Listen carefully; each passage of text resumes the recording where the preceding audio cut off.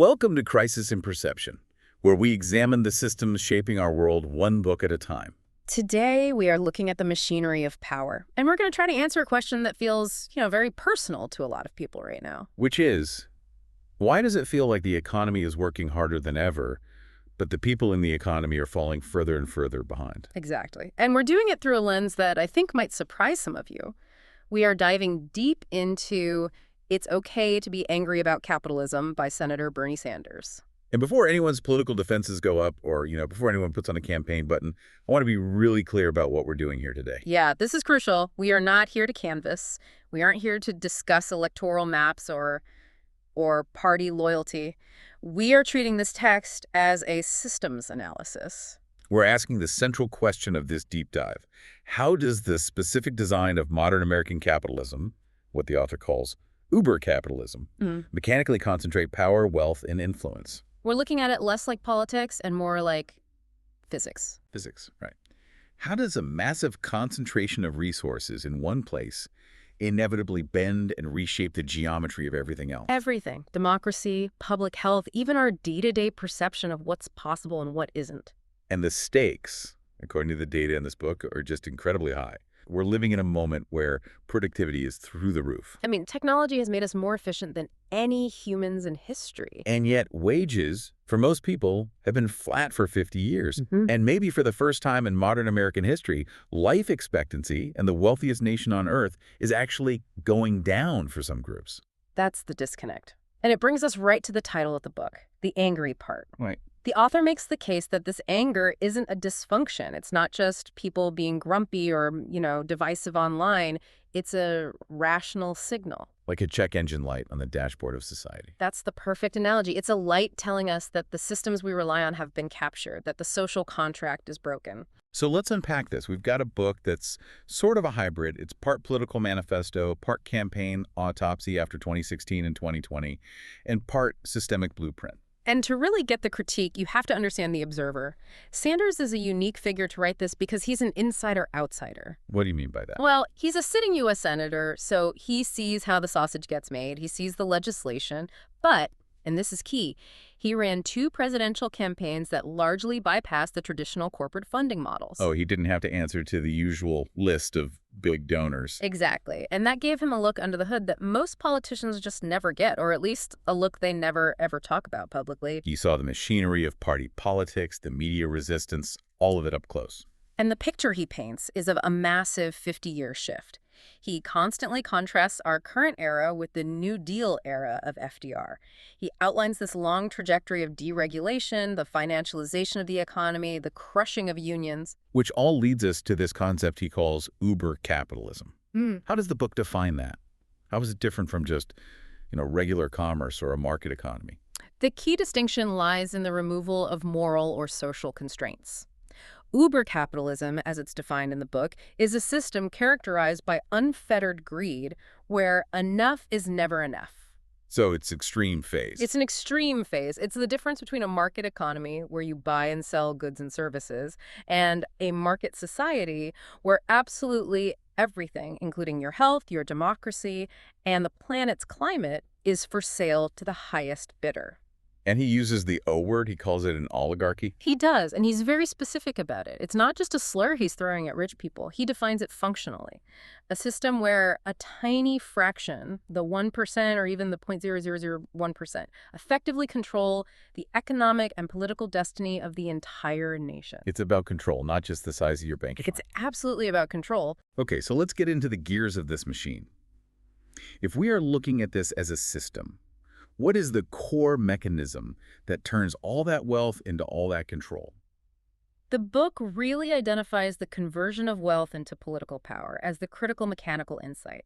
And it all seems to center heavily on one Supreme Court decision, Citizens United. Right, we hear that name thrown around all the time. But let's get into the weeds. What incentive structure did that decision actually create? Well, before that decision, there were at least some, tighter constraints on how much money corporations could pour into an election. The author argues that Citizens United fundamentally changed the physics of American democracy. It allowed for effectively unlimited and often dark money. It turned political funding from, I guess, a form of speech into a standard business investment. That's a chilling way to put it, but it's exactly right, an investment. I mean, look at the math from the book. If you're a big pharmaceutical corporation and you spend $100 million on lobbying and campaign contributions, It sounds like a staggering amount of money to you or me. an incredible amount. But if that $100 million investment stops a single bill that would have allowed Medicare to negotiate lower drug prices, and that yields you $1 billion in extra profit. That's a 1,000% return on investment. It's the best ROI in the world. It's better than R&D, better than marketing. The book argues that lobbying is often the most profitable department in these companies. And the outcome, just mechanically speaking, is that politicians become more responsive to their donors than to their voters. The system is rewired. The text notes that policy outcomes consistently favor the wealthy, regardless of how popular an idea is with the public. Give me an example. Raising the minimum wage, lowering prescription drug prices, paid family leave. These things have massive bipartisan public support, often over 70 or 80%, but they die in the legislature year after year. Why? Because the system is designed to respond to the funding source, not the polling data. It's like the steering wheel in your car is completely disconnected from the wheels on the road. And there's someone in the backseat with a giant checkbook who's actually driving the car with a remote control. That is the perfect analogy. And this disconnect isn't just an abstract political science concept. It has physical, biological consequences. And this brings us to what was maybe the most heavy-hitting part of this deep dive for me, what the book calls the physiology of poverty. Yeah. I mean, we usually talk about economics in terms of dollars and cents, charts and graphs, but the book argues it's literally about life and death. It is. The system design here is the coupling of healthcare to employment and profit. In the U.S., for most people, your health insurance is tied to your job. So if you lose your job, you lose your health care.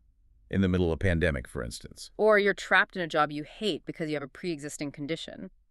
The incentive for insurance companies is to maximize profit, which functionally often means denying care. The incentive for pharmaceutical companies is to maximize price. But the social outcome, the human cost, is what Sanders calls diseases of despair. And we are not just talking about sadness here. We're talking about biology. We're seeing a measurable biological impact of economic precarity. How does that work? The book gets into the concept of allostatic load. That's the scientific term for the wear and tear on your body from chronic stress. If you're constantly worried about making rent, or your car breaking down, or a medical bill wiping you out, your body is marinating in stress hormones like cortisol.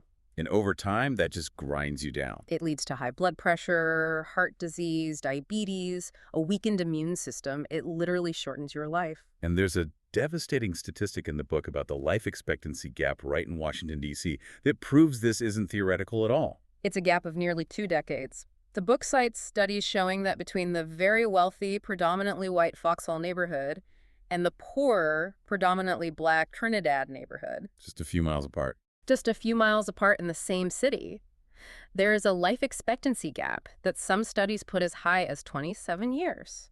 27 years. Yeah. That is staggering. The wealthy essentially get an extra generation of life compared to the poor living in the same city. That is the system output. It's that stark. The rich live longer, the poor die younger. And this completely reframes the concept of anger. Right. If you're living in that system, if you're working harder than ever, you're producing more value, but you're getting poorer, sicker, and dying younger, while a few people at the top get fantastically rich, anger isn't a dysfunction. It's a rational response. It's the most rational response imaginable. It's a signal that the social contract has been fundamentally broken. It's interesting because the media often portrays this anger as chaotic or dangerous or, misinformed. But it can become dangerous if it's ignored. The text touches on this. When the entire political establishment ignores this rational anger, it creates a vacuum, and demagogues can fill that vacuum. The book spends a fair amount of time analyzing why working-class voters turn to someone like Donald Trump. It does. And Sanders argues it wasn't just, racism or ignorance. He argues that a huge part of it was that Trump, at least rhetorically, acknowledged their anger. He said, yes, the system is rigged. Yes, you've been screwed. Even if his solutions were, in Sanders' view, fraudulent. Exactly. He pointed out the right problem, even if he prescribed the wrong cure. But the root cause is the systemic failure of both parties to deliver on that basic promise of a good life in exchange for hard work. Okay, so let's try to map this out for everyone listening. If we were to draw a systems map of this uber capitalism, who are the main actors? We've mentioned the oligarchy. Right. At the very top, you have the billionaire class. These are the figures like Musk, Bezos, the Kochs, who have accumulated wealth that rivals the GDP of entire countries. But it's not just individuals, right? It's the institutions. It's the institutions that manage that wealth. Yeah. And the book highlights what it calls the financial triumvirate: BlackRock, Vanguard, and State Street. I highlighted this stat because it just blew my mind. These three asset management firms control how much? At the time of writing, it was over $20 trillion in assets. 20 trillion. It's a number that's so big it's almost meaningless. But what's more important is what they own. They are major shareholders, often the largest shareholder, in 96% of S&P 500 companies. Wait, let's just pause on that. 96%. Yes. So when we talk about competition in the free market, Coke versus Pepsi or Delta versus United Airlines, We have to look at the ownership layer. you have to look at the ownership layer. Yeah. If the same three entities are the biggest owners of both Coke and Pepsi, and both Delta and United, and the big banks and the media companies and the pharmaceutical giants, the incentives for true aggressive price competition start to disappear. They don't want one of their companies to bankrupt the other. They want both to be profitable. They want the entire sector to be profitable. They effectively control the commanding heights of the American economy. And speaking of media, that's another major actor on this map. A huge one.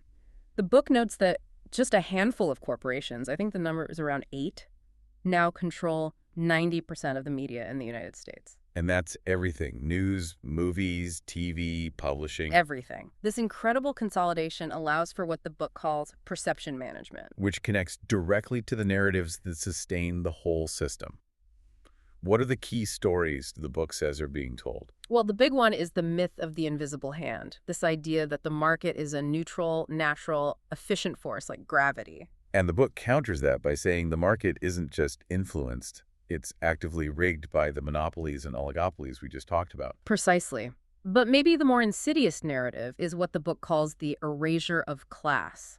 And this is the idea that the media just doesn't talk about it. They talk about everything else. They'll cover the horse race of politics 24/7, who's up in the polls, who insulted whom on Twitter. They'll cover the culture wars in excruciating detail. But they rarely discuss class war. Almost never. The book argues that the corporate media effectively erases the working class from history and from current events. I mean, think about it. When was the last time you saw a labor leader on a Sunday morning talk show? You see CEOs, you see senators, retired generals, pundits. Always. You see the owners and the managers, but you almost never see the workers. And the effect of that is it keeps us from seeing our economic reality clearly. It shapes our perception to think that our problems are individual failings, not structural ones. That's it.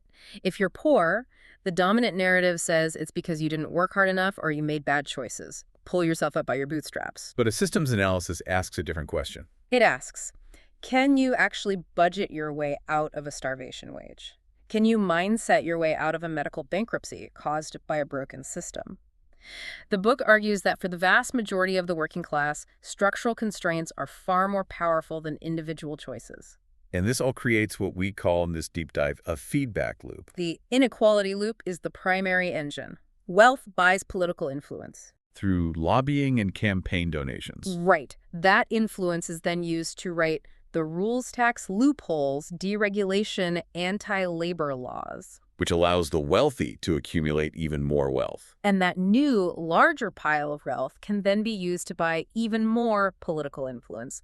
It's a snowball rolling down a hill, getting bigger and faster and more powerful with every rotation. And then there's the media loop running alongside it. The media loop. Corporate owners hire wealthy pundits and anchors. Those pundits frame the issues in a way that protects corporate interests. They decide what's on the table for discussion. So the public remains uniformed about viable alternatives that exist in other countries. Exactly. Things like universal health care or tuition-free college. These are framed as radical, impossible fantasies, even though they're the norm in almost every other major country on Earth.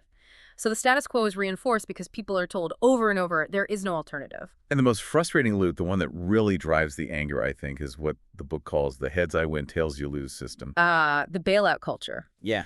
It's the core hypocrisy. Corporations and Wall Street get to keep all the profits when things are going well. But when their reckless gambling crashes the entire economy, like in 2008, the taxpayers have to bail them out. It's socialism for the rich and rugged, brutal individualism for the poor. That's the phrase the book uses, and it's hard to argue with.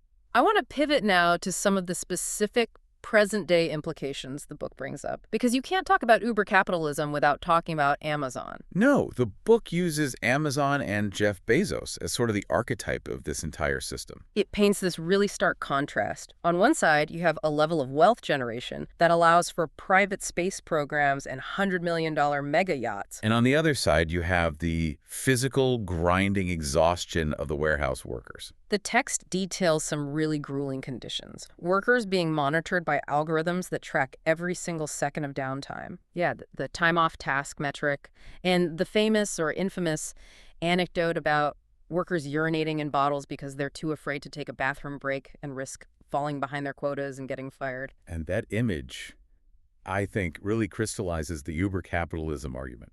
Human dignity becomes secondary to logistical efficiency and profit maximization. It's a rounding error in the algorithm, and the systemic friction here is the constant, brutal struggle to organize. The book goes into the intense anti-union tactics that companies like Amazon and Starbucks use. It does. It highlights how the legal system is currently designed to protect the employer's right to bombard workers with anti-union propaganda rather than the workers' right to organize freely.